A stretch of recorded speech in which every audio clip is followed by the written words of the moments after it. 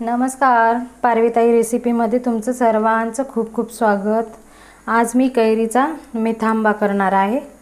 तर ह्या अर्धा किलो कैऱ्या घेतलेल्या आहेत मी। खूप छान अशा फ्रेश कैऱ्या आहेत। कैरी म्हणलं की सगळ्यांनाच, लहानांना मोठ्यांना आवडते, त्यापासून बनवलेले पदार्थ पण आवडतात। तर आज मी मेथांबा बनवणार आहे। तर साहित्य घेतलेलंच आहे, रेसिपीला सुरुवात करू। तर सुरुवातीला मी कैरीचं हे पाठीमागचं टोक एक आणि हे समोरचं पण थोडंसं काढणार आहे आणि हे साल काढायच्या याने पूर्ण कैरीची अशी साल काढून घेणार आहे। खूप छान लागते ही मेथांबा कैरीचा। तुम्ही याला चटणी पण बनवू शकता कैरीची, किंवा आंबट गोड, म्हणजे अशी खूप चवीला खूप छान लागते ही चटणी। करायला खूप म्हणजे सोपी आहे, खूप झटपट होणारी आहे। पूर्ण कैरीची मी साल काढून घेतलेली आहे। तर एकाच कैरीची मी बनवणार आहे। तुम्ही तुमच्या म्हणजे आवडीनुसार 2-3 कैऱ्याचे बनवू शकता। तर या ठिकाणी आता हे कैरीचे मी असे पातळ पातळ काप करून घेणार आहे।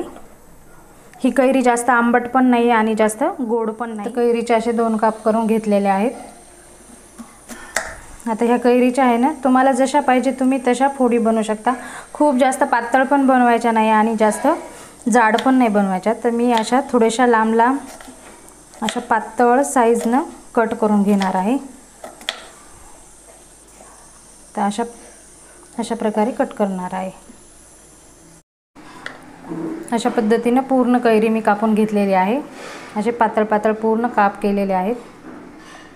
आता ह्या साईडला मी कढाई ठेवलेली आहे गरम करण्यासाठी। आता त्यामध्ये 1-2 चमचे असं तेल टाकणार आहे। आता तेल चांगलं गरम झालं की यामध्ये 1 चमचा मोहरी टाकणार आहे। मोहरी छान तडतडून घ्यायची। आता मोहरी छान तडतडलेली आहे, गॅस कमी केलेला आहे। त्यामध्ये आता 1 चमचा जिरं टाकलेला आहे, थोडेसे अर्धा चमचा असे मेथी दाणे टाकलेले आहेत, 1 चमचा बडीशोप आणि 1 चमचा कलोंजी टाकलेली आहे आणि हिंग भरपूर टाकायचा। आता यामध्ये मी ह्या कैरीच्या फोडी टाकणार आहे। आता कैरीच्या फोडी चांगल्या तेलावर परतून घ्यायच्या। तर एखादा मिनिट असं मी तेलावर ह्या कैरीच्या फोडी परतून घेतलेल्या आहेत। तुम्ही ह्या कैरीच्या फोडी अशा पाण्यामध्ये उकळून पण घेऊ शकता, पण मी ह्याच पद्धतीने मेथांबा बनवते, त्याच पद्धतीने तुमच्यासोबत शेअर करणार आहे। आता त्यामध्ये थोडीशी हळद टाकणार आहे। हळद जास्त नाही टाकायची, थोडीशी हळद। लाल तिखट तुम्ही तुमच्या आवडीनुसार टाकू शकता। या ठिकाणी मी 2 चमचे वापरलेला आहे। धने जिऱ्याची पूड 1 चमचा आणि चवीनुसार मीठ। आता हे परत एकदा चांगलं मिक्स करून घ्यायचं। तर कैरीला पूर्ण मसाले असे मिक्स झालेले आहेत। आता यामध्ये गूळ टाकणार आहे। कैरी जर जास्त आंबट असली ना तर थोडा जास्त गूळ वापरा। या ठिकाणी माझी कैरी जास्त आंबट नाही, त्यामुळे मी एक छोटा गुळाचा खडा वापरलेला आहे। तर पूर्ण कैरीला हे मसाले मिक्स झालेले आहेत, गूळ मिक्स झालेला आहे। आता यामध्ये मी 1 ग्लास असं पाणी टाकणार आहे। पाण्याचं प्रमाण पण तुम्ही तुमच्या आवडीनुसार कमी जास्त टाकू शकता। आता छान कैरी नरम होईपर्यंत आपल्याला शिजवून घ्यायची आहे। तर 4 ते 5 मिनिट मी अशी ही कैरी छान मंद गॅसवर शिजवून घेतलेली आहे।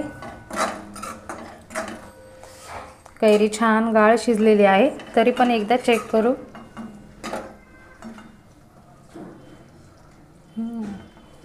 गाळ झालेली आहे कैरी। तर अशाच पद्धतीने कैरी शिजली ना की मस्त मेथांबाची खूप चव छान लागते। तर अशा पद्धतीने हे मेथांबा तयार झालेला आहे। तर अशा पद्धतीने हे मेथांबा तयार झालेला आहे। हे मेथांबा तुम्ही पोळीसोबत, भाकरीसोबत, भातासोबत खाऊ शकता। खूप छान असा भातासोबत लागतो हा मेथांबा। यामध्ये थोडंसं पाणी जास्त टाकायचं आणि थोडासा शेंगदाण्याचा कूट किंवा तिळाचा कूट पण टाकू शकता, की भातासोबत म्हणजे थोडंसं पातळ करता येते।